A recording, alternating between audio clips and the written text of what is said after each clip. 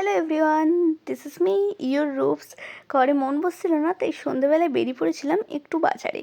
আমি, দিদি আর পুচু। আর সেদিনকে খুব সুন্দর ঝোড়ো হাওয়া দিচ্ছিল। পরের দিনই নীল ষষ্ঠী, সেই জন্য দিদি কিছু ফল কিনে আমরা চলে গেছিলাম খেতে, কারণ পুচুর আর আমার প্রচণ্ড খিদে পেয়েছিল। প্রথমেই খেয়ে নিয়েছিলাম চিজ মোমো, আর তারপরে অর্ডার দিয়েছিলাম চিকেন বাটার কাবাব, যেটা খেতে দুর্দান্ত ছিল।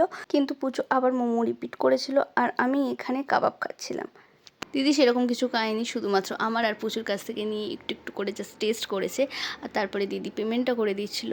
আর ইতিমধ্যে চলে এসেছিলো শানু, আর আমরা চলে গেছিলাম একটু ঘুরতে রিয়াদের বাড়িতে। অনেক দিন পর রিয়াদের সাথে দেখা হয়েছে। আর এখানে দেখো অ্যানি আমাদেরকে দেখে কীরকম ছটফট করছিল। তারপর আমাদের একটা জোরদার আড্ডা বসলো, সবাই এলো একে একে। আর এখানে বসে বসে অ্যানি শানুর আদর খাচ্ছিল। তারপর আমরা খাওয়া দাওয়া করে বেরিয়ে গেলাম। আজকের জন্য এইটুকুনি, দেখা হবে নেক্সট ব্লগে। Take care, bye by.